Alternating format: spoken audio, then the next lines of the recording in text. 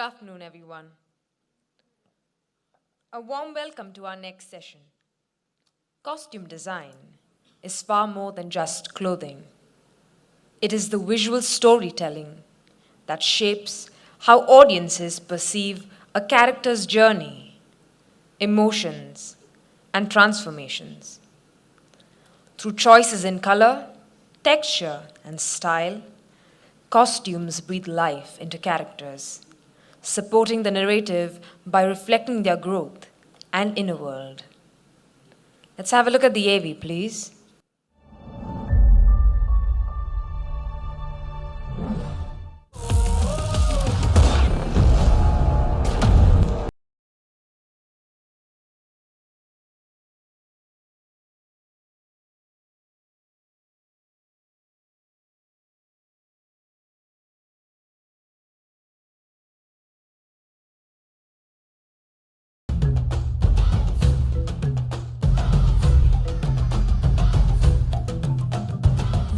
I'm doing a song, something in me comes up and I want to do something new.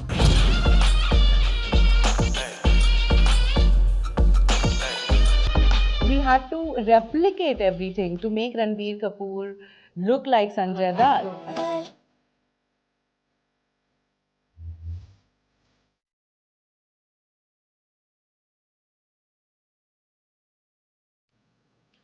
To moderate today's session, we have a person whose experience in film production and creative direction perfectly complements the vibrant discussion we are about to embark on. Let's welcome Mr. Jaiprakash Desai onto the stage.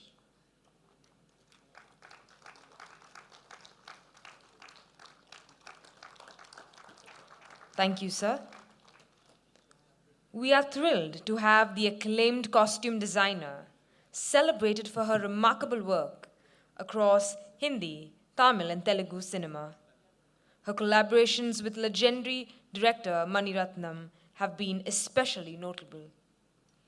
With standout projects like Kadal, OK Kanmani, and Ponniyin Selvan, where we all can see how she immersed herself deeply in cultural research to craft suitable and emotive costumes. Ladies and gentlemen, please join me in welcoming Ms. Eka Lakhani onto the stage.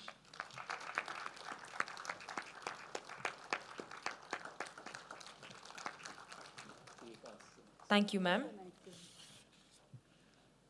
And now over to you, sir, with a gracious request to commence the session. Thank you, Abigail. How important is to have these lights shine on our heads? I'm sorry. If we can tune them down a little bit, it will help us see your faces better. Hi, good afternoon to all of you. You know, it's interesting why we idolize films, because we find our heroes in it. We find characters who stand for truth, for justice, for valor, even romance or mischief. But for these characters to be etched in your minds, they're first molded very meticulously. They're designed carefully so that this is communicated to you. Have you ever wondered, even before, when you see a character on screen, even before the first word is uttered, what communicates to you is how he looks? Costume design is the process of enabling this communication. For her groundbreaking work, for molding the characters which have been etched in your minds for more than 10 years now, be it the historical magnum opus, Mani Ratnam's Ponniyin Selvan, Rajkumar Hirani's Sanju or Donkey, or the mad, crazy world of Rocky Randhawa in Karan Johar's Rocky Rani Ki Prem Kahani. We have amongst us Eka Lakhani. Hi, Jaipra. Thank you for this beautiful introduction. I think it reminds me of all the work I've done, which often you forget as you move forward and you keep doing more work and then you forget. And that's exactly what happened to me when I saw the AV. I saw a few of my films, which were actually 15 years it's taken me back. So it's quite, I'm so happy to be here and I'm very excited to have this conversation about the thing that excites me the most, which is costume. Lovely. So do you want to start with 15 years back? Sure. 15 years back, I was this child who had big dreams, and I thought I'm going to enter this world of luxury fashion and go high fashion and, work with international brands and nothing of what I'm doing today. But back then, when you pass out of fashion school and they say, who's your favorite designer in these slam books of sorts, and I had written Sabyasachi back then in all the books. And when I finished my education, I got an opportunity to intern on a film that was being costumed by him, which was Ravan, Mani Ratnam's Ravan and Ravanan. And that's where that name brought me on board to do costumes in films, which is a world I had no idea about. So what got me to join films was Sabyasachi's name, but what made me a costume designer was Mani Ratnam's schooling. But had you studied fashion before? A lot, actually, for 4 years. And if I really go to think about it, I think I was somewhere subconsciously studying fashion since I was a child. I just didn't want to accept it. My dad was a textile designer, and he had a block printing unit. So ever since I was a child, he would, mix colors in front of me, make these dyes, introduce me to block prints. And the closest I came to doing anything was, winning diya painting or t-shirt painting competitions in school, which my dad thought is reason enough for me to take up fine arts. And being a rebel child at the time, I refused, and I took up science. And 2 years down the line, I've gone to my dad and said, you know what, I think you're right. Maybe I should try fashion. And he was the happiest, as opposed to how many parents are. They try push you into engineering or, the more being a doctor. But my dad wanted me to study art, to do something more creative, and I'm blessed with that. Then I studied fashion, and I studied fashion for 4 years in India, in SNDT University in Mumbai.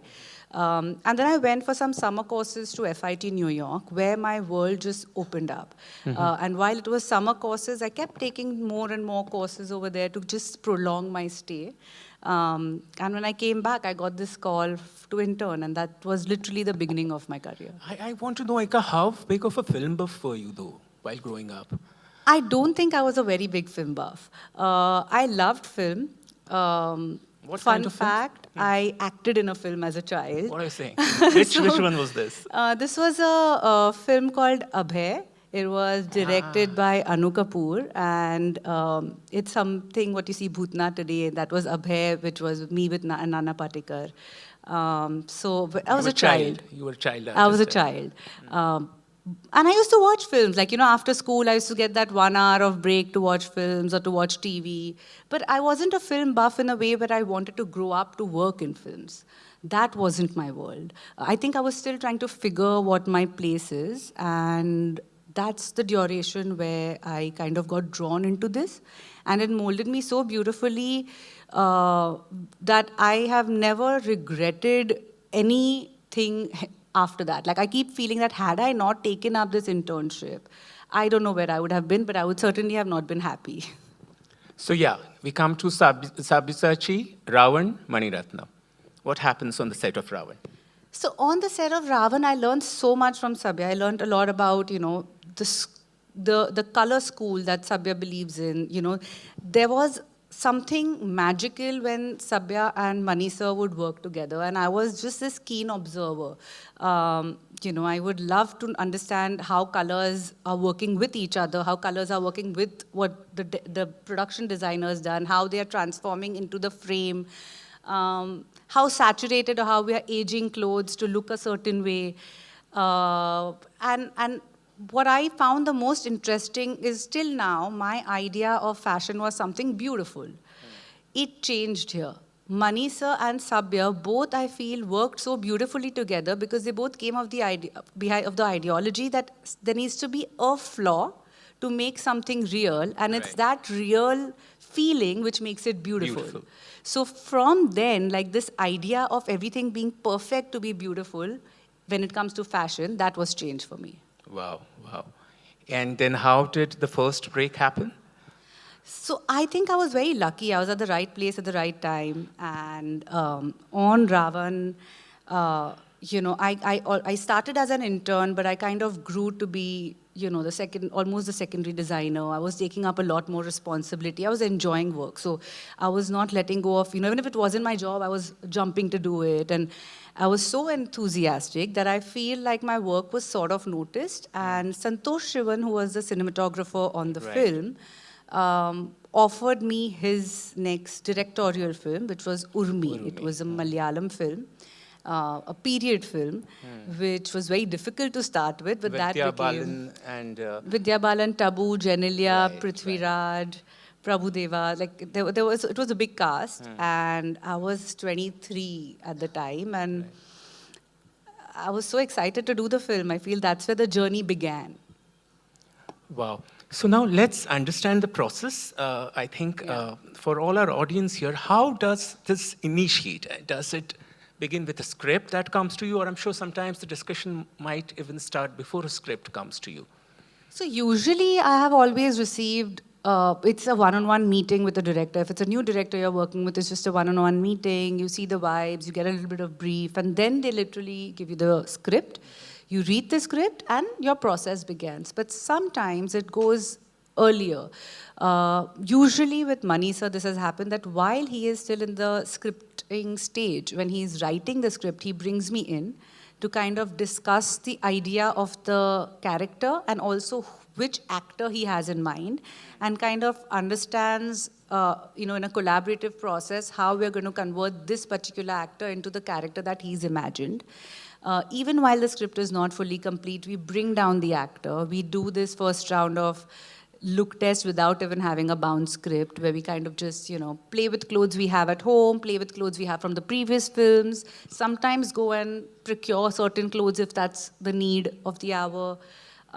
And we see how this actor is transforming into the character in these very initial stages, which kind of helps to then, write the character for the actor. And we did a lot of this for, how we're seeing, Punniyin Selvan, where... Nandini. For Nandini, yeah.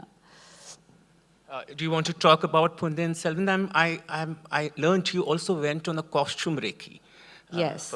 For the So film. I think I've done... Punniyin Selvan came...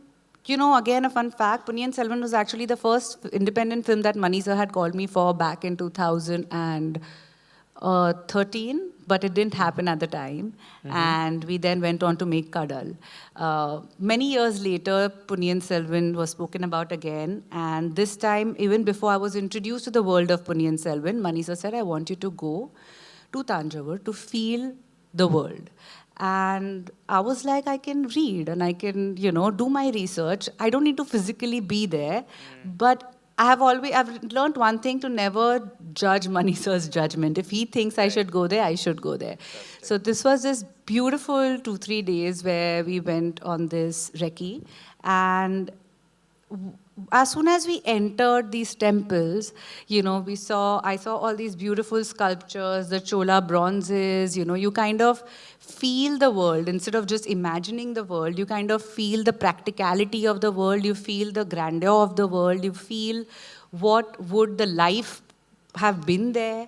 You get inspiration not only by what you're seeing, but also by what you're feeling, the ground under you, the colors of the ceiling above you, Right. the carvings around you. There are these notes of things written which you kind of take back. Because all the books that I had read, all the things I saw, like a small example, that I was told that there was no footwear back then. But then when I was seeing these sculptures, and there are some images of that, where you often see like some kind of a carving around the shoe, you see some bag, and probably that was the first handbag that in India we'd ever seen in our history. So all these things are very, very inspiring, and I think it made me feel how the Cholas would have lived, and it gave me much more excitement to then start the process of the film. Oh, lovely. So you're just soaking the world in. You've not even read a word of the script yet, which is probably being written right now, but it gives you internalize the world that you're trying to create. You know, when we speak about period films, we all have an image in mind of our favorite period film we've seen. You know, of the costumes, the drama, the sets, the larger than life scale. It all is already there in our minds. Manisa wanted me to not go in that direction. So he wanted me to have some new vision in my mind and not with what I already have imagined seeing different films. So he realized that if I go to this space, I will understand the cultural aspect of it, the relevance of what, you know, everything, that why is it so big, why is it so important, what would have the life been like, and which is why I feel he sent me there, so that I can forget all that I already perceived of a period film, and I entered into his period world. Right. Eka, let's talk about Nandini a little bit more, you know, because she's an antagonist, I mean, in the sense of the word. But it's Aishwarya Rai, you know, playing it. And of course, she looks stunning, but there is a kind of a mystery that the character lends itself to. How was that achieved, or what was that process like? You know, so Manisa always gives you description of characters with adjectives. So here he was talking about this most beautiful woman who knows about her beauty, who is enchanting the world with her beauty, who is manipulating the world with her beauty. She's a seductress in the most poised and elegant way. She's someone who's not born into power, but she's someone who wants power. So when she gets the power, she wears her power. She's head to toe in grandeur, in jewelry, in colors which are attractive. You'll see her in reds and blacks, and you know. So that's Nandini. She's almost like this, you know, venomous, beautiful lady who kind of plays the Game of Thrones, you know. So that's who Nandini is. So, you know, just on that image, just sorry to cut you short, but there's something about that image, you know, the bun on one side gives the sense of her being twisted, you know, that asymmetricity to the form, you know. It might have been subconscious, I don't know, but I would like to know, are there things like this which guide your choices? So, you know, Ponniyin Selvan is a book which a lot of people already know about. There are sketches that are already there. Kalki's description about all these characters are already there. So the bun was already a part of Nandini. We were just trying to see how do we make it happen, because honestly, it's not the most convenient thing to have while you're shooting a film. It's heavy, and you know, we are ornating it. So the practicality of it was something that we cracked, but the originality of it, I can't take the you know, credit for. But having said that, what played a very important role in Nandini's or in Ponniyin Selvan was the jewelry, and we had these beautiful collaborators, a jewelry designer brand called Krishandas, who actually came on board, and Pratiksha from Krishandas and I have actually designed every jewelry based on sketches, based on the sculptures, based on what we saw, and I think that's what completes the frame. Like, it's all beautiful. Right. Do you want to now quickly jump to something as diverse as Okay Janu or Okay Kanmani? Yeah. So Okay Kanmani was what we shot first. You know what's interesting about Okay Kanmani and Okay Janu are that they are the same film in two different languages, and that made such a big difference. Which ideally, I don't think people would feel like it would be different, but our audiences were different, and so our approach towards the film was very, very different. Okay Kanmani was, I feel, the first time that I realized that even small detailed nuances can just make the characters so loved. You know, and then we took that to Okay Janu.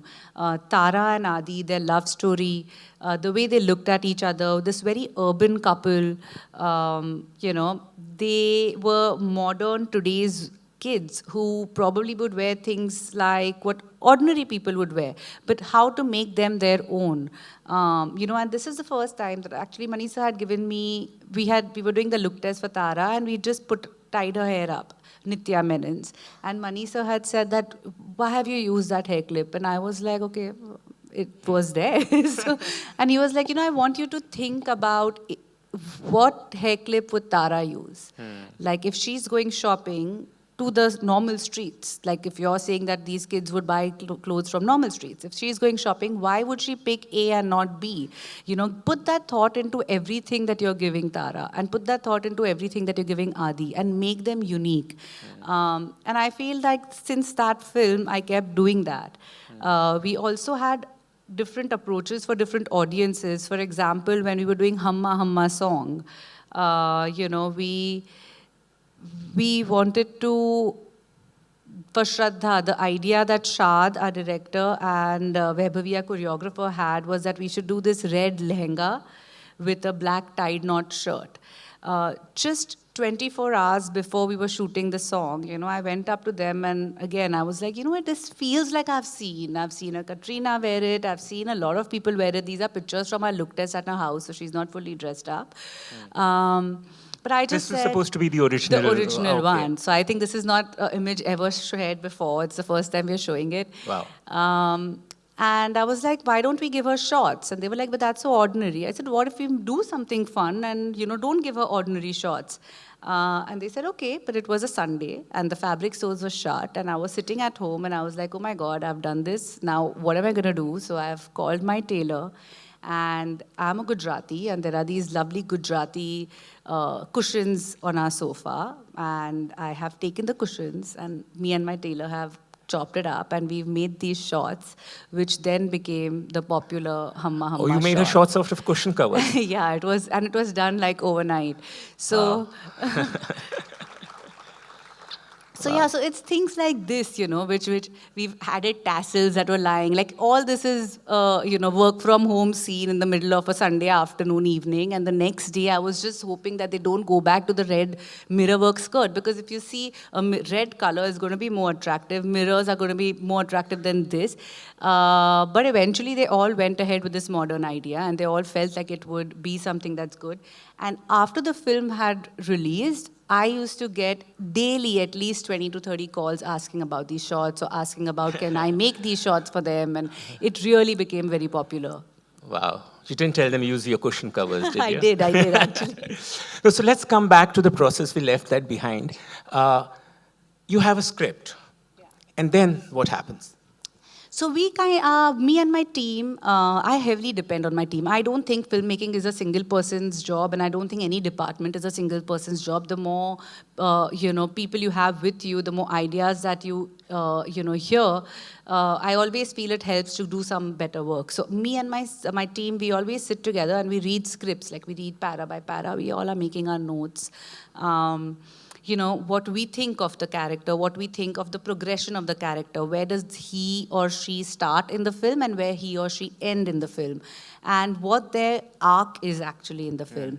Based on that, we kind of work on, you know, what is the mood, what is the world. So this world that we try to create is often the most important part, and a lot of my reference decks will not start with costumes. You know, it will start with an early morning scene with a chai wala sitting on a corner, or a jhadu wala brooming the streets, or, you know, a sunset on the beach, or a sunrise. Like it's basically just trying to create the world that we are in. Okay. And then slowly by slowly I go on to references of real people so that we know who our characters are. Then I progress into costume or clothes references so that we... Nice. So it's that journey. Then we meet the director with it. And then we get the feedback of the director, and he probes us more into what he's seeing it like. Are we on the right track? Are we on the wrong track? You know, we take these notes down. Usually, you always go with what the director says, because I feel like he's written the film and it's his vision. And my job is to not make the best looking costume or the best looking outfit. My job is to make the correct looking outfit, which is going to convert his character seamlessly into his actor seamlessly into the character. So that's the process. And then after this, whole process of, making references for each and every actor. We also make references for the groups of backgrounds. Like suppose there is a dance sequence, or suppose there is a wedding sequence happening, or a funeral happening, or a political rally. So we have these bunch of references for all of that. That are we going to, when you have not done Guru, but the fact that you see hundreds of black umbrellas opening at one point, it's a visual treat. So these are the kind of things that you see, where can you, insert in a film, where it is seamless, it doesn't look forced. That process takes a lot of time. And that's the main process, because it's like the foundation of your film. Right. And you make sketches with your computers to demonstrate it to the rest of the crew. You source this, sometimes you have to create things. So costume designing is a mixture of creating, sourcing, buying, stealing outfits, It's what the character demands. So in a film like Urmi or a Punniyin Selvan, we did work with a lot of sketches. In a film like Sanju, you would work with actual references of what Sanjay Dutt... Because it's a biopic. It's a biopic. So, and then that's the film where you would probably either make clothes that match the references, or you would probably go and buy clothes. So see this film from this is one of the stills from Sanju. So you see Sanjay Dutt on your left, and then you see Ranbir on your right. This was, of course, something that we had to create to match in, the clothes that we can. And we did this through the film. So this was, I think, the 70s. And then when in the 80s, he puts on... this was again one of the things that we took from one of the magazine covers, and we replicated it to the T. So usually you would never replicate anything and you would make it your own. But in a biopic, you try to make it as close as possible. And even the hair and makeup department plays a very big role. Right. Here we see him start bulking up. So it's like, sometimes when I just look at this, for me also, it looks like the same person. And then, it feels like, okay, no, there are two different people. But we've gone very close. We kind of have taken the same cut of the Ganji, added that gold chain. In this particular film, we added, now when you look at this costume, this was the 80s, you don't realize, but what we've done is we've added fake shoulder pads. Of course, Ranbir has worked on his body and he has become leaner, but to give him some aid from the costume side, there are things that we add internally which are not always visible on the screen. So my job is not to only make things look beautiful, it's to help the actor transform into the character. In the phase after this, again, he goes lean, he's in jail. This was the part, he was wearing loose shirts. We're kind of trying to replicate what we see. And the finality of it, when we see the Munna Bhai phase, is when he's very big, with the orange shirt. So here, it's a full padding that has been given to Ranbir. And you see the hair is changed, the nose is changed. He has a whole body padding. Even his thighs have padding, his stomach has padding, his arms have padding. So you transform the actor in that way. And then the finality of this was the jail release outfit, which was this particular one, where again we went closest to, getting the same linen, making sure that the linen looks as, worn out as what Sanjay Dutt's linen shirt looked like, the same shade of blue jeans, adding, a lot of it comes from the character side. So in this particular phase, what Ranbir realized was that though his look looked correct, there was something amiss. And he would see these videos of Sanjay Dutt, and he used to walk in this particular manner. And Ranbir realized that the minute he put a pebble inside his shoe, he could get that walk. So he actually did that. So it's like a collab, the hair, the makeup, the wardrobe, the director, the actor. It's a whole, so when you see this was basically the transformation where he goes thin to fat, where, the 80s to 2000s. No, it's remarkable. I mean, this, of course, he's playing Sanjay Dutt here, which we all know about. But sometimes just one accessory or one, something that a character wears suddenly helps the actor find the character. This happens a lot of time. And it's the most important part that, when the actor is wearing the costume and standing in front of the mirror, if they forget themselves and they can see only the character, that's when our departments have done the correct job. Right. What about budgets, Eka? Sometimes, the director wants to create the world, but he doesn't have the resources to. So budgeting is the next important thing, you know. See, like I said, the director has a vision, and our job is to aid him in every way possible so that he can achieve what his vision is.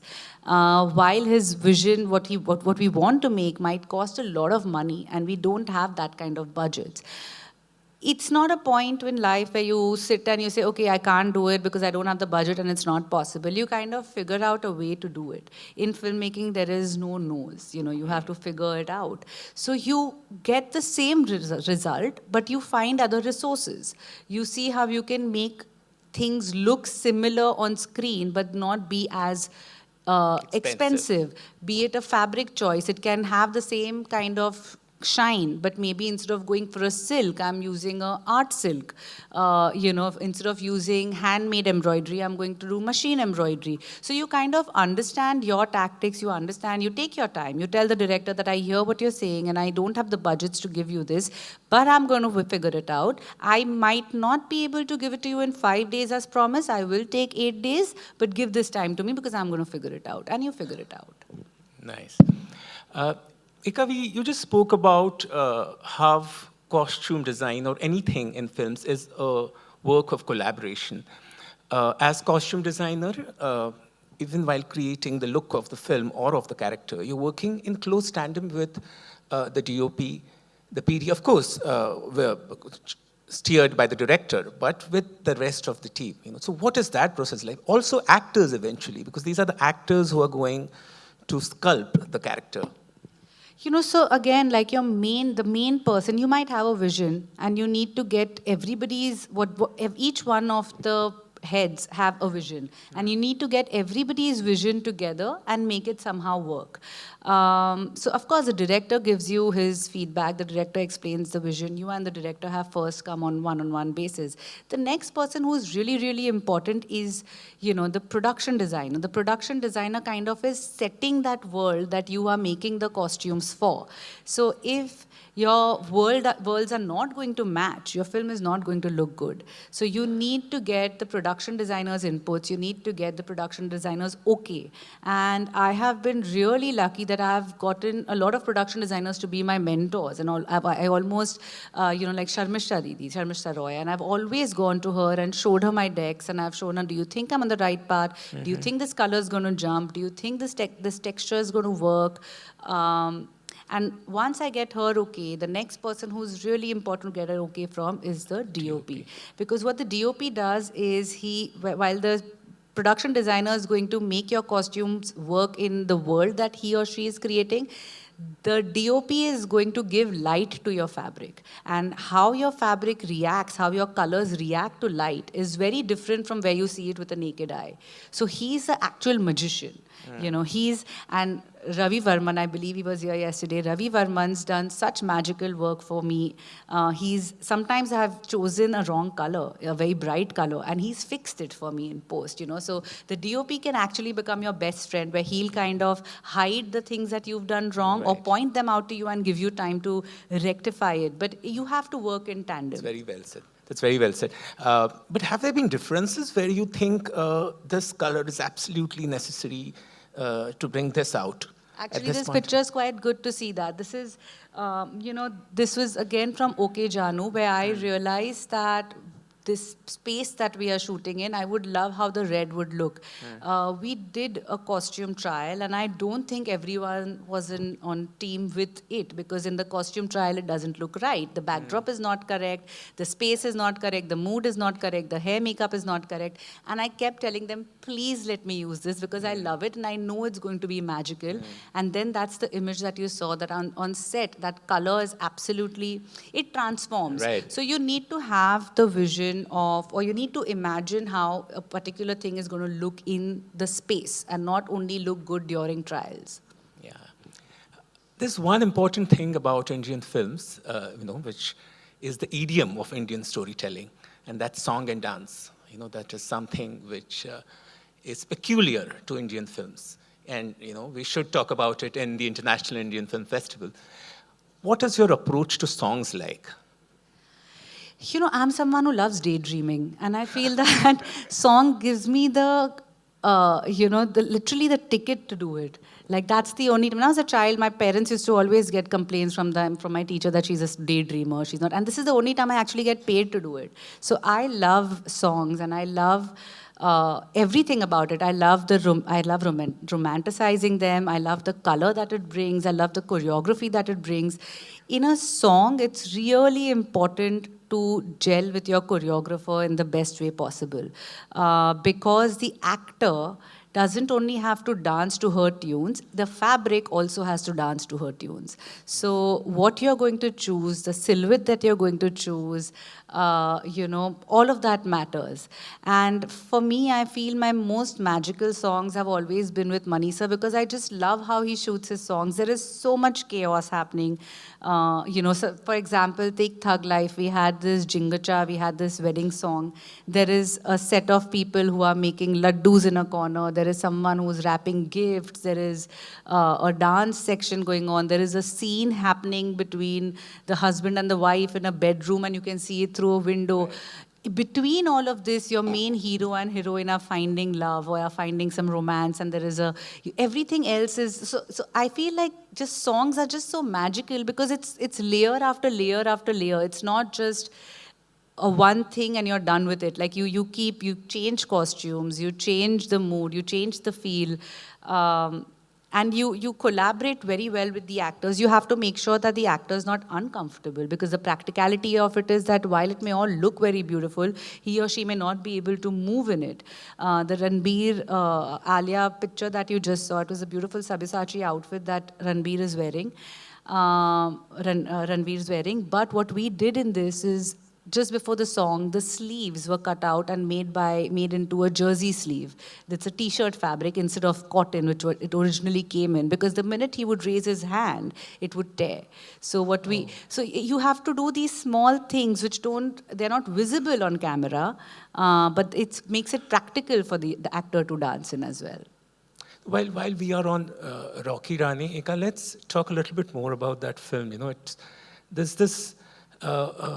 The pitch of the glamour, of this film is a little bit higher than the rest of your work. Of course, subscribes to the Karan Johar world that we know of. What was the approach to this film like? And you worked in collaboration with another designer for this, I guess. It's the first time. So like when we do collaboration, and you work in a collaborative way with different heads, in Rocky Rani was the first time. It was beautiful because I was working in collaboration with another designer, and it was Manish Malhotra, who's like, I feel he's the biggest genius we have when it comes to costume design. He's iconic. And it was so good to actually get so much, to work with him, because you learn so much. And I feel that's the one thing you should never give up, is stop learning. While he was doing Rani's costume and I was doing Rocky's costume, we were always working on what's going to look good together. And Rocky Randhawa, I feel, is my most favorite character that I've ever worked on.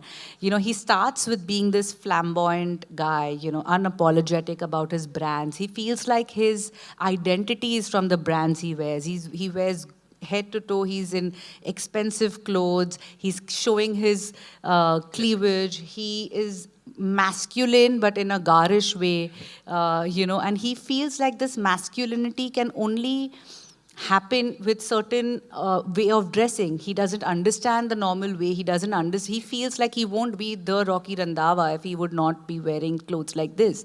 But at the same time, he is also somebody who is scared of his father. And so his office clothes, every time he's going to office, it's still Rocky's clothes, but you will find that it's a high neck t-shirt or it's a blazer, but he's still matching his cars with it. He's still very pompous and very loud.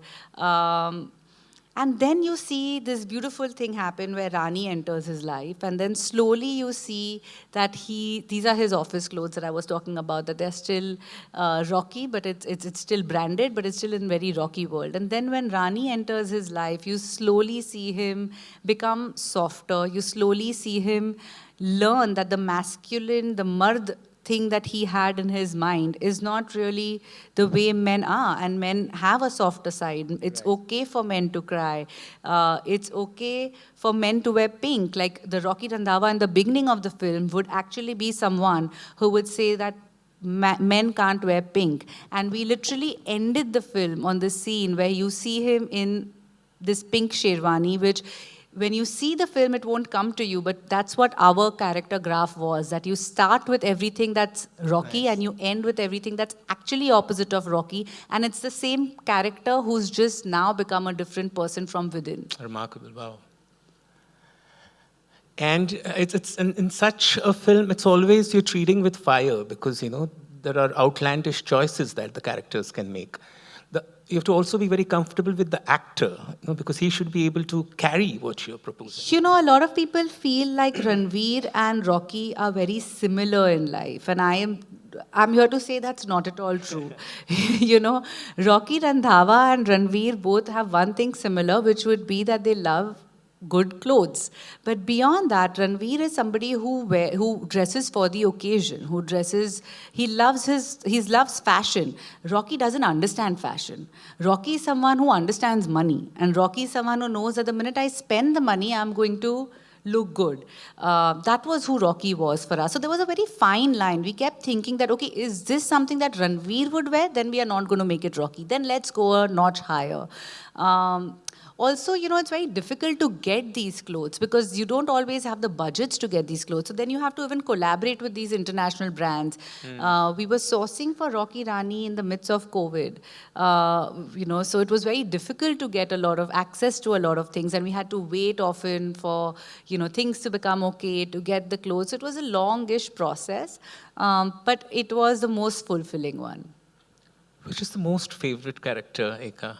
The one which you've really enjoyed designing? I think at different phases there have been different characters, but the top 2 or 3 that come to my mind is first time I actually loved a character in any of my films was Tara, which was in Okay Kanmani. Then I fell in love with Dr. Leela, who was Aditi in Katraveli Day. And then it was Rocky Randhawa in Rocky Aur Rani. This was Tara for me. You know, it was a very different approach when it came to Tara because we were seeing Tamil audience look at the girl who is now living in Bombay. So you know, the difference that I realized when I did Okay Kanmani and Okay Janu was that the Nitya Menon as Tara is someone the Tamil audience would look at and say, yeah, she looks like someone I could know. And that's the audience, that's the preference of the audience in Tamil cinema. But in Bollywood, when we see Shraddha Kapoor as Tara, the Bollywood audience would say something like, that's the kind of girl I aspire to become. Right. So that's how you are kind of playing with the audiences, or you're kind of making clothes for the audience that you're kind of you know, going to show it to. It's an interesting thing you brought up. You know, there is always a kind of aspirational quality to how actors dress up in Bollywood, you know, because as an audience, we also want to be like the heroes that are depicted on screen.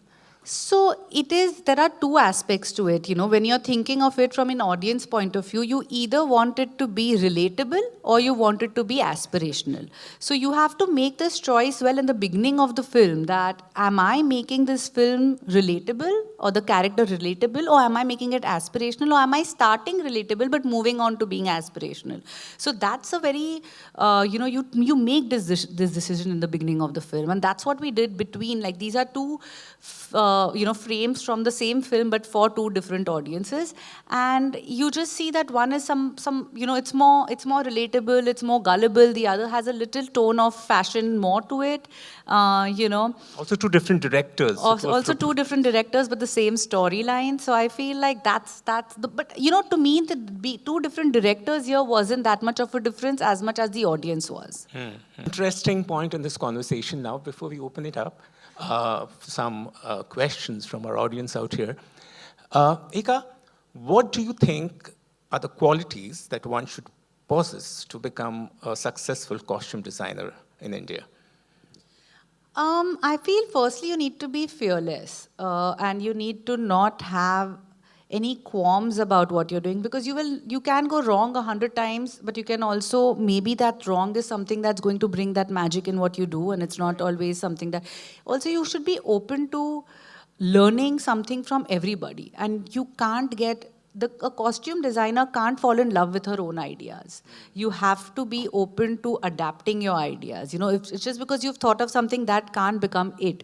Many a times the actor might hate it, and the actor might say, I'm not going to wear this. And then what do you do? So you have to kind of understand what that actor, why is the actor coming with such a strong notion, and be flexible enough to change it. So I feel you have to be fearless, you have to be flexible, you have to not only love fashion but also love film, because a costume designer is not here to make good clothes or to make the clothes the hero of the film. They're here to make the hero of the film become a character very flawlessly by dressing a certain way. So you can't love fashion more than film. You have to love film more than fashion. Oh, nice. And have your own voice. I mean, while you're following the vision of the director, you have to find your own voice as an artist. You have to find your own voice, and I feel like if that voice will not leave you, even if you are using, you're collaborating with 10 different people, right. In the end there will be that some percentage of what you can bring in which nobody else can. Well, very well said. I think this is a beautiful point to open it up for a few relevant questions. Just two things to take care of. Wait for the mic to come to you so that we can hear you. To be reasonably relevant to the topic of today's conversation. Thank you. Yeah, very good afternoon, Eka. Just now, as moderator brought out your filmography, in Mani Ratnam's film, which you have worked, if right, you have worked with 5 different cinematographs for each movies, right? From legendary P.C. Sriram to Ravi Varman, Ravi K. Chandran, Rajiv Menon, and Santosh Shivan. So as you told, you have got teamwork with the DOP, who is the second one. How are your different equations with the cinematographers, exclusively with the Mani Ratnam movie, which you have worked? You know, I feel Mani sir's best friends in the film are his cinematographers. And out of all that I have worked with, and he has a beautiful relationship with each and every one of them. But every time I have seen him with Santosh, and that's been on 2 films, which has been Ravan and Chekasivatavanam, they are both like children on set. They are talking about films with so much enthusiasm. They're talking about frames with so much enthusiasm. They speak in a language which most of us don't even understand. There's just some actions and, So I feel, and also, so Santosh sir has been very, very special also because he gave me my brief. Film, yeah. So though I have worked with all of them and my relationship with each one of them has been beautiful. With Ravi K. Chandran also, I did 2 films. I did Okay Janu and I did Thug Life right now. So I feel with Ravi Varman, it's been beautiful, and he's actually rectified my work many a times. And I've again worked with him in Bollywood and in Tamil cinema, where I worked with him on Sanju, and I did Mani sir's, Punniyin Selvan, and I believe one more. And PC sir was just, I think he's this silent person who just lets you do what you're doing, and as long as you're okay, he's fine. But if something's wrong, he's going to call you off, So I feel like I've learned so much from each and every one of them, but the person I've enjoyed seeing most on set with Mani sir has to be Santosh sir. And all these are just iconic people, the best minds out there.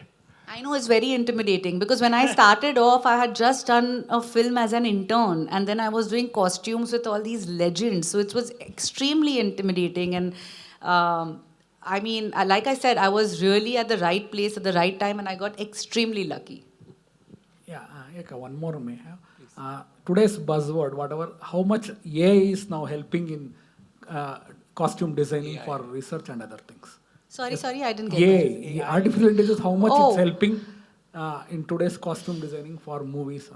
It is extremely helpful, but I also feel sometimes that I refrain myself from depending on AI because you can let it aid you, but it can't convert your job fully for you, and that you have to be very mindful of because otherwise you will start using your own imagination very less. And the minute you start imagining less, I feel your magic's going to disappear. Also, you raised a very important point, Eka. You talked about visiting locations and referring books and meeting people. These are the offline modes of research before we had Google. A lot of times we are so addicted to Google for our research these days. It's astonishing how sometimes designers come up with references from other films. So So, which is why I said that, referencing can be one thing, but actually feeling it is what is, Right. and that's exactly what I feel with AI, that let it help you, but don't start letting it help you from the beginning. I mean, use your imagination first, let your imagination speak to you, let your imagination make you create the world that you're going to be in. Let AI help you with the finish of it. Right. Let it complete the picture for you, but let it not start the picture for you. Also, a lot of times, the sources are not authenticated. We don't realize. So, with money, sir, we always, in Pune Selvan, we had a researcher working with us. So the researcher had come with me when I went for the recce. He took me to libraries, again, something which is so beautiful. We were studying paintings and artists, and I think that's what is actually beautiful, and not just sitting and, typing a few things and getting something which is a ready-made sketch. Hello. Good afternoon, ma'am. Hi, I am Sasmita Kadam from the National Institute of Design, and I am studying textile and apparel design. I'm a student there right now. I had a question for you, that what would you advise an aspiring costume designer, that where should we start? Start with internships. And I would say that because that's what's helped me. And I also feel like don't be set in your mind that this is the only thing that I want to do. Fashion is so vast.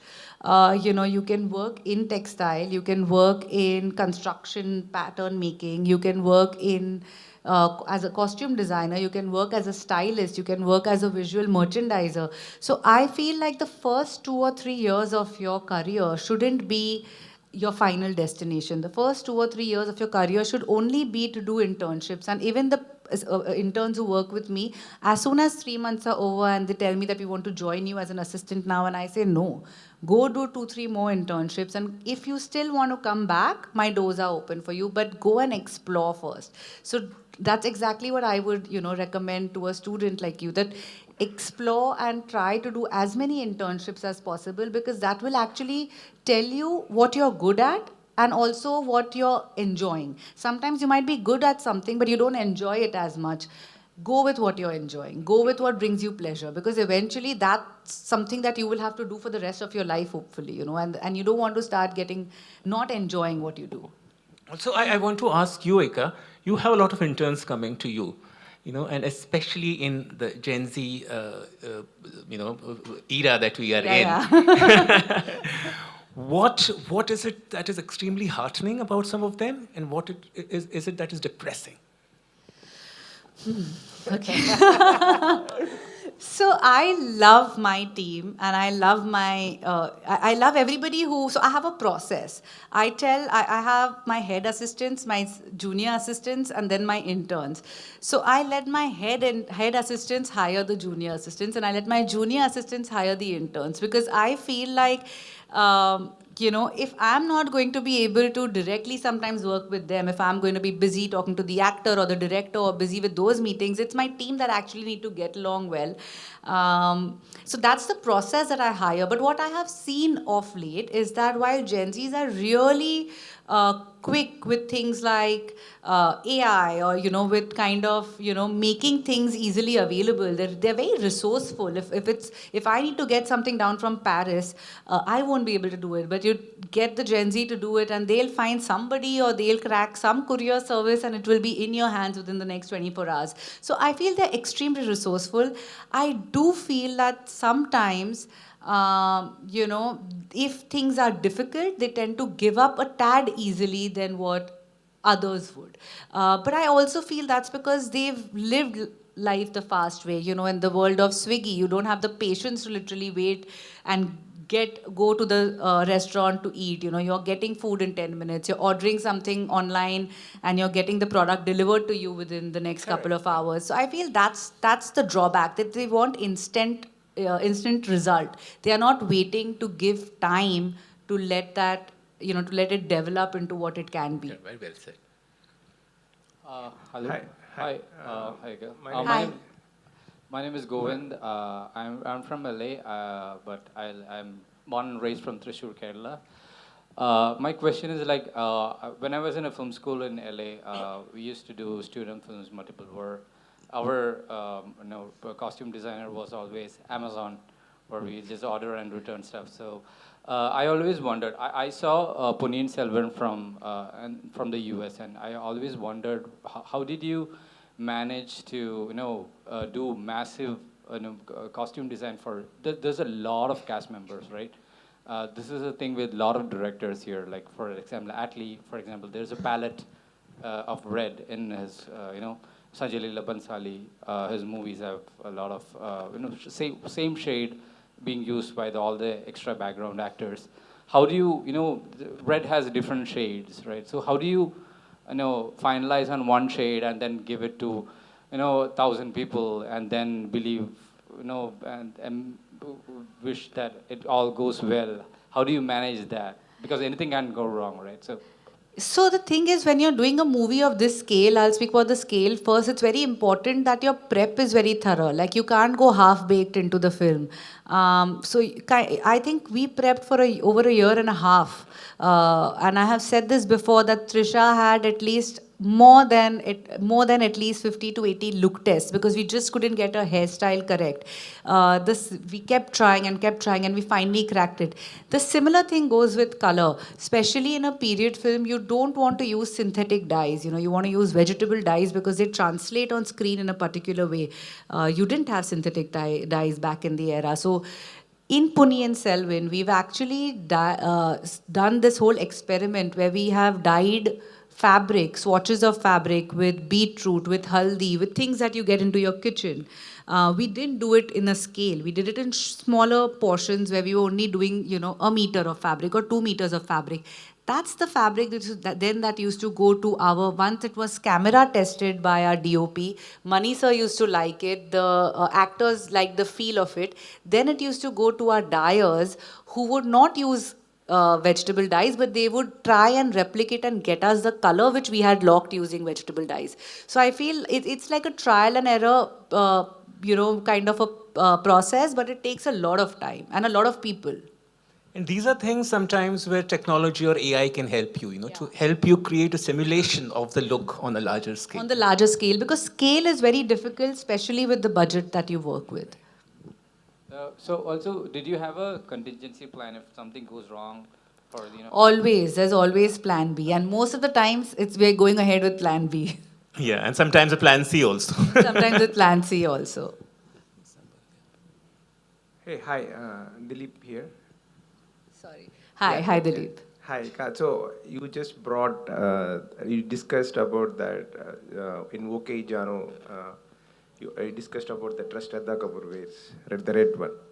The one which is off screen is little different. The one it comes onto the screen. How do you had that vision? Is it just a gut feeling for that hour, or it has come through your experience? How do you understand that? Because it is way different when you see off screen and on screen. How do you make that decision? I feel that you go with your gut. You have an intuition. And, when you speak about your intuition to 2 or 3 more people and you see them get either excited or put off, you kind of know if your intuition or your gut is going in the correct way or no. In this particular instance, we had a day off that day. So we were all at Shad's house, just gathered over lunch. And I mentioned this to Shad and Vaibhavi, and they both kind of liked the idea. But they still liked the lehenga. So they said, you make it. We'll decide once we see how it looks. The dancing became easier. The look was fresher. It was something not seen.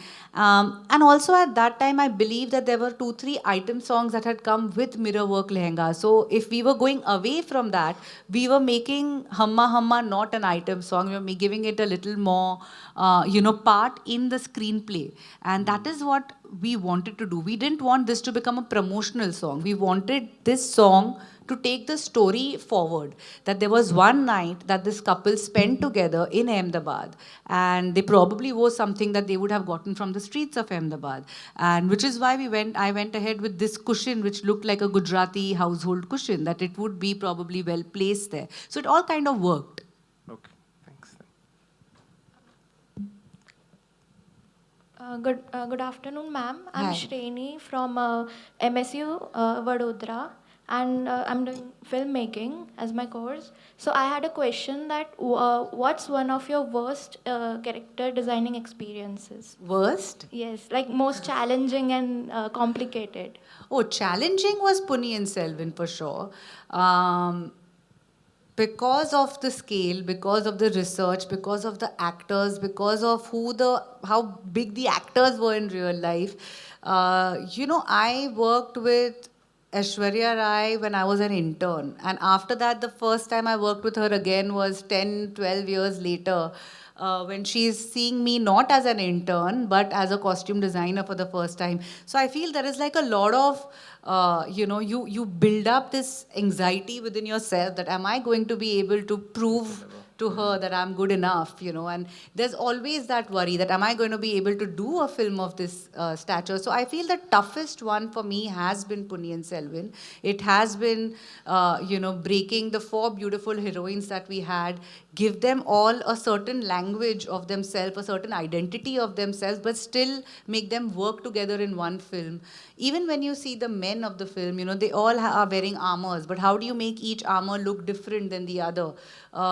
So that film took a lot of effort, a lot of research, day and night. I could only think of the film if I was sleeping, if I was eating, if I was sitting with friends or family, or I was working. It was a constant thought in the head that am I doing justice to the tradition? Am I doing justice to what was written in the novels? Am I doing justice to what the audiences who've read these books for decades, what they've imagined? Am I going to let them down? Am I going to let Mani sir down? It's his dream film. So I feel more than only difficult as a character, it's the difficulty that you put on yourself, the expectations that you put on yourself.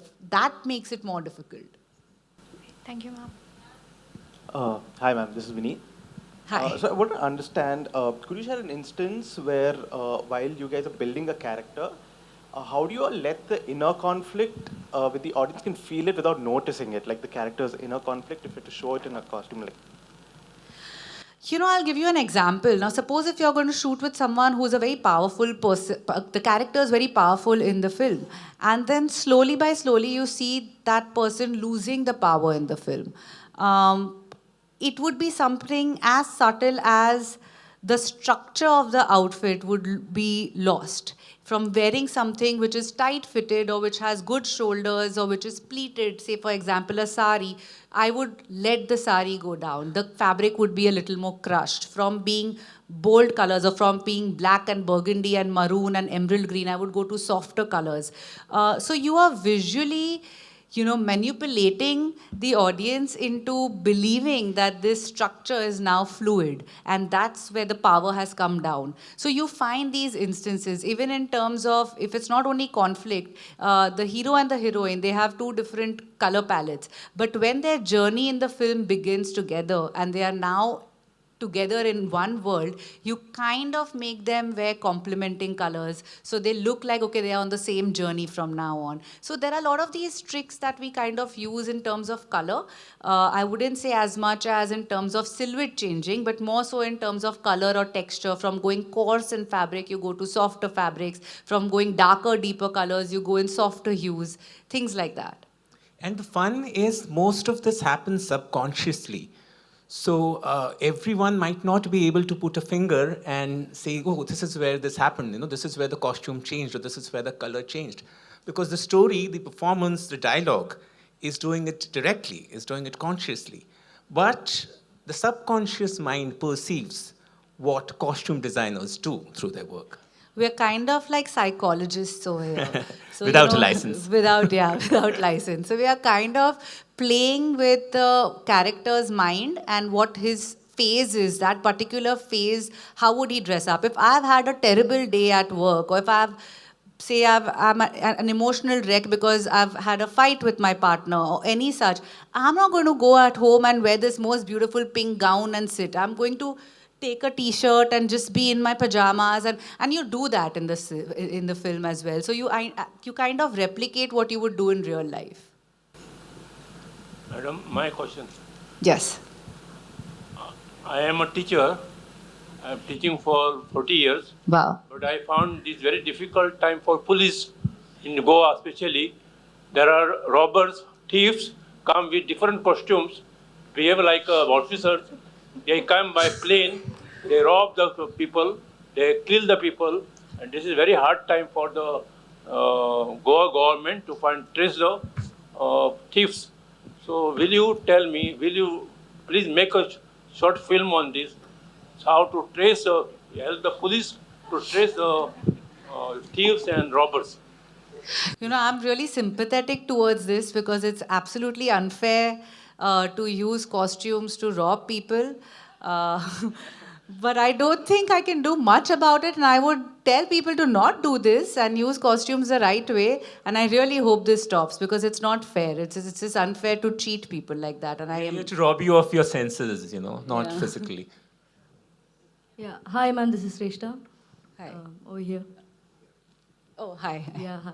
So I wanted to ask you, like, what are your bad experiences like with early directors or early filmmakers? You know, not all films that you do are going to be successful films. But there's still something to learn from every film. And you know, what's magical about working on a film is that you become a family with this group of people for a certain number of months or sometimes years. And then when the film doesn't do well, it breaks your heart, but you still are a part of a family, so you learn something from them. Again, you may not get along with everyone, you may not get along with every director or with every actor or with, but that's still okay because at the end of the day, you have to realize that you're here to work. You're not here to only make friends, and whoever you've made your friend and family is a bonus for you. So you move on and you go on to the next film and a next family and a next script, and that's the beauty of it. No, actually meant that, you know, what are the things that the director did not communicate to you, or like, what are the mistakes that filmmakers tend to make that could, you know, put.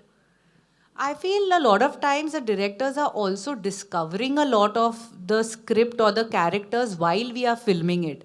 So I feel if they have missed communicating something, it's okay. You can't hold them for it because, you know, they are also understanding the process of the character's journey while shooting the journey. So they should filmmaking, it can't be black or white. There's always a room for gray and there's always a scope of improvement while you're filming it. Oh, that's so well said, Eka. And sometimes they also learn from you.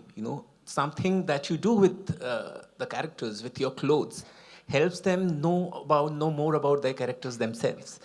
So it's a process of learning from each other.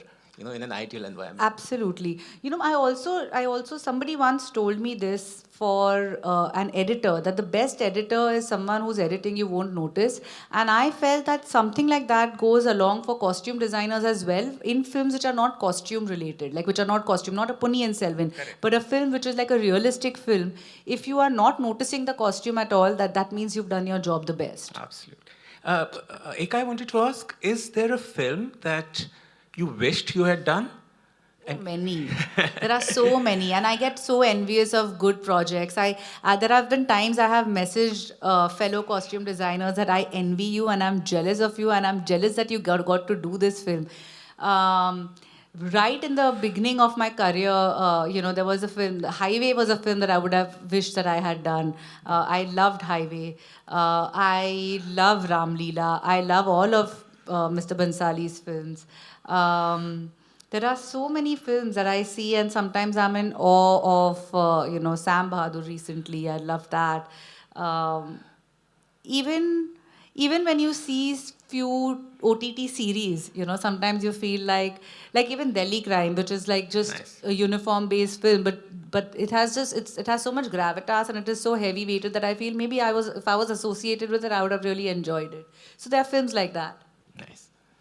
One more question was, so I myself am a budding filmmaker, so I wanted to understand what level of communication does a director need to have with the costume designer, to get the right outcome, like what is expected of it, like.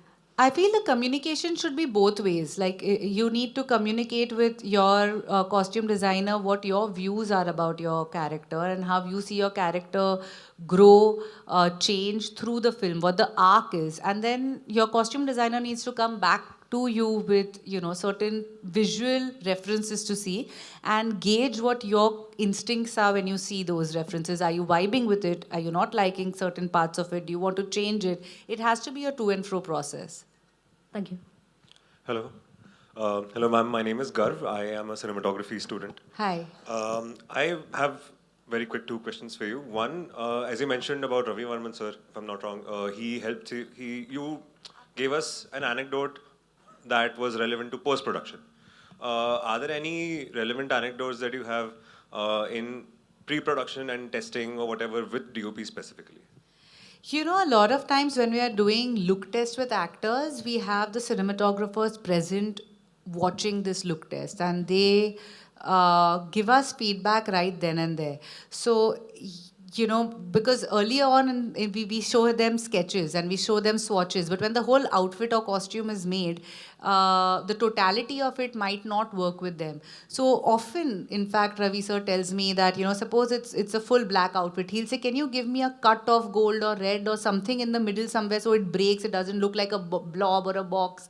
So there are these, you know, feedback, not necessarily only to color or texture, but sometimes even to the design of it, because he's seeing, you know, he's imagining that this is not, if I go tight on this frame, I'm not going to get any detail. So he'll tell me, can you do some little work around the neck so that when I'm going close, I get some hint of texture, some ornamentation, or can you give a necklace in the or a ring in the finger because I'm going to do a tight shot of the hand, which I wouldn't have known, because when I'm seeing the character on a whole, they are looking beautiful. I have missed the fact that, okay, the foot is going to be, it's going to be a tight shot of just the feet, and maybe I should give an anklet. So he's not only always telling me only about the correct color and the texture, but also how he's going to frame it, and for that frame, what I need to do.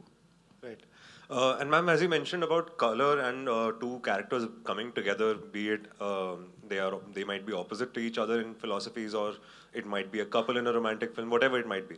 But there are different ways you can use color to bring two ideas together. You can use different color palettes. You can use different parts of the color wheel and make different schemes out of it. So how do you see if this couple of characters would be better for, let's say, an analogous scheme or a complementary scheme or a triadic or whatever? You know, the whole film also has a color school. So we decide this very early on, that what color school are we going to? Are we going to go contrast, or are we going to go similar palette? We kind of decide this very early on in films. In a lot of Mani Ratnam films, how it works is we are not looking at the color wheel at all. We are looking at Rembrandt, you know, or we are looking at Anjali Ella Menin's paintings. We are looking at some or the other painting, and we choose one painting or two or three paintings to tell us that, okay, this phase of the film, this is going to be the color palette. Now, this painting has 10, 15 colors. We use all the shades of these 10, 15 colors, but we only stick to that. So you kind of, you know, it's between the production designer, the cinematographer, the costume designer, and the director. You know what colors you're going to play with. Is it going to be shot in sepia? Is it going to be shot in black and white? Is it going to be shot high contrast? So the cinematographer also helps you decide that. And the emotions are very important. That what emotion are you trying to show? What are you trying to emote?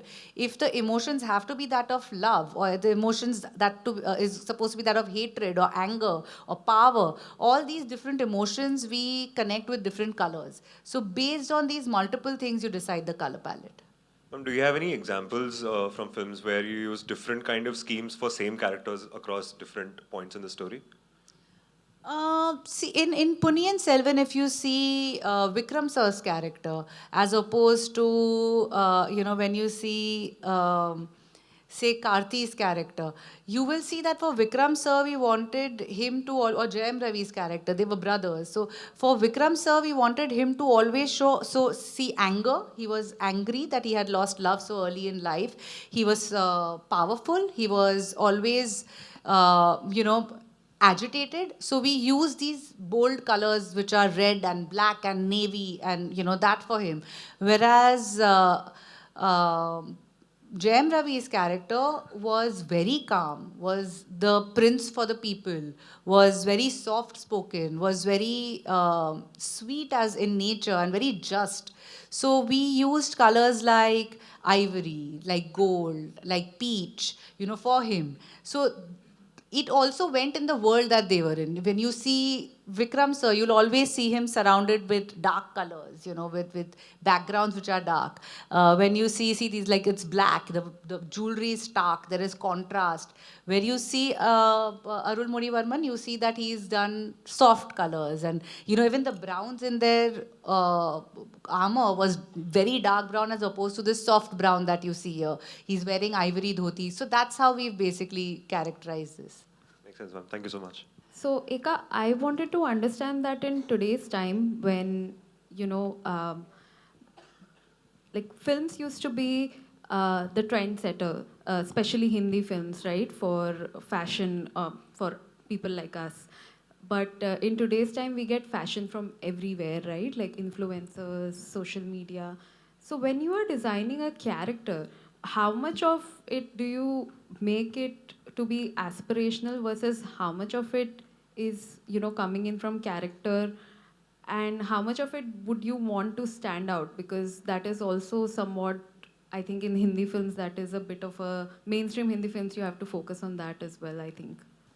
I feel you have to understand the genre of the film to do that. Like when I've worked with 3 directors mainly and repeatedly, and that would be Mani Ratnam, Raju Hirani, and Karan Johar. And their sensibilities and filmmaking, the genre of films they make are only very different. What I do for Karan Johar, if I do for Mani Ratnam, it is not going to work. What I do for Raju Hirani, that I do for Karan Johar, it's not going to work, or vice versa. So you kind of have to understand your filmmaker and the kind of film that he is making first. And fashion is a good aid to a film which requires fashion. Otherwise, you have to go for realism. And that's something that I have always maintained in my career. If a devil wears Prada and you don't use Prada, it's going to look foolish. But in a film which is very realistic about homeless people, if I'm going to give a Prada, it's not going to look good, right? So you kind of have to get the story correct and only make a statement, fashion statement, where it's required and not force it everywhere, is what I believe in. I have a question here. We have time for 2 more questions. I have a question here. Yes. Yeah. My name is Saira. It actually follows what you have just said. I'm just curious to know. But before that, I'd like to share what, I heard Shabana Azmi ji speak in an interview. So, she said that हम लोग चंदेरी की तलाश में गए, but original Chanderi is supposed to be सफ़ेद पे सफ़ेद. And then they got to know about this very master artisan. And when they finally met him, he said, आपको कौन सा सफ़ेद चाहिए? दूध सा सफ़ेद, बालाई सा सफ़ेद, चांदनी सा सफ़ेद, या झाग सा सफ़ेद. So you know that eye for detail, and I felt when I read a book on Satyajit Ray, I felt that he was a filmmaker who actually made notes on how his costumes also looked like. You know, how many pleats, you know, if it's a Shatranji Khiladi, how many pleats would Wajid Ali Shah's costume have, for example. So his notes were very interesting. So I want to know from you, who is one filmmaker you feel is probably, if not matches, but is closest in sensibility like Satyajit Ray, who's so meticulous about the costumes? Thank you.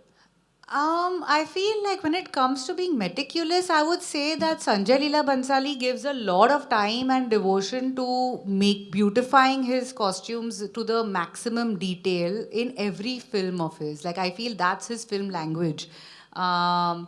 For me, I haven't worked with him, but when I say with Mani sir, I feel he might sometimes not want to make it very detailed and want to keep it like he loves flaws and he loves rawness and he loves, missing out on details sometimes. So I feel that's the difference from where my school, my film school is, where I have learnt it from here. But that's different schooling, I feel. But that's fun, right? There's no absolute here. You know, each one has his own world where there is a right. Absolutely. Just one more question and we'll wrap this up. Ma'am मेरा question जो है पोनियन सेल्वन के बारे में, आपने Trisha ma'am और Aishwarya ma'am के character के बारे में जो कॉन्ट्रास्ट था उसके बारे में कैसा सोचा? आपका थॉट प्रोसेस क्या था? So Trisha का कैरेक्टर जो है, it was, she's born into royalty. Royalty is like, I am born into royalty. I don't have to aspire to be a royal, which was what was opposite of what Aishwarya Rai was. She was not born into royalty. She wanted to become a royal. Trisha had all her jewels. Aishwarya didn't have her jewels. Aishwarya was very, Nandini was very, she's a seductress. She uses her beauty to enchant people, to reach the ladder up.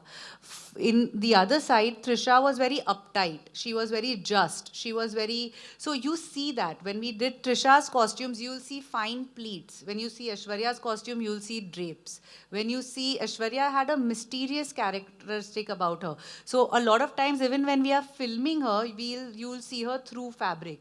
Even their hair. For Aishwarya, even though she has that side corner, we've left some loose hair. Trisha has a tight updo. That uptightness makes you see that she's strict, she's firm, she's erect, she's just, she's royalty.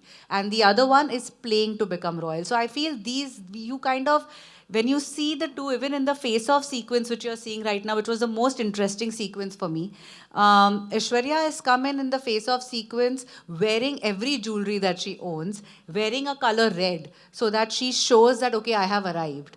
Whereas Trisha, who's already royalty, is wearing her golds, is walking sweetly as, this is my life, I don't need to prove anything to you. So that's the difference in their mindset, which we've kind of played with using these colors and using this jewelry in the face-off scene. And I feel this was the one scene which probably from the beginning of when we started working, Manisa and I used to have most conversations about that, how are we going to show these two different in the face-off scene?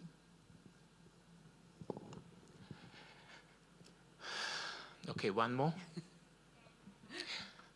Okay. Okay, so hello. We have seen that the costumes in certain movies of certain characters have had like influence an entire generation, okay? Like Karina's lehenga or Madhuri's green lehenga in Hum Aapke Hain Kaun. That happens, but vice versa. Does the other way around it happens that you pick up things from real people, and has that happened with one of your iconic characters that you have picked up something from regular people around you? Well, I did a film which had only one costume through the whole film. It's called NH10. And Anushka Sharma wore one outfit through the whole film. And it had to still look good from the beginning to the end of the film. You'd look good in the sense it had to look correct. And the audience shouldn't have gotten bored looking at it. So it was done by picking out stuff from real people. Whereas in a natural way of doing a film was like this would have been like, it's winter, let's give her a leather jacket, let's give leather boots, let's make it fashionable, skinny jeans. We didn't do that. We were like, okay, let's be real about it. If you're traveling by car, you're on a road journey, going to a cold place, you're going to wear jeans and you're going to wear a hoodie.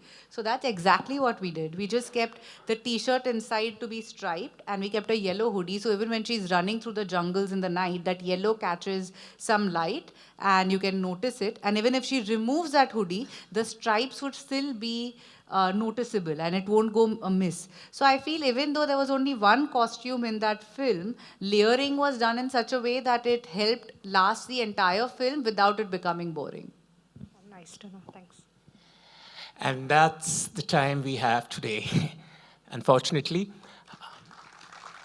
Thank you so much. You all have been a lovely audience, and I loved all the questions. Yeah, thank you. Thanks a lot to all of you for being here to witness the magician talk about. We just witnessed her decode some of the magic that I spoke about. Eka, on behalf of IFFI, NFDC, the Ministry of Information and Broadcasting, Entertainment Society of Goa, thank you so much for gracing us with your presence. Thank you so much. You've made it so easy for me. I was a little nervous because this is not something like I do every day.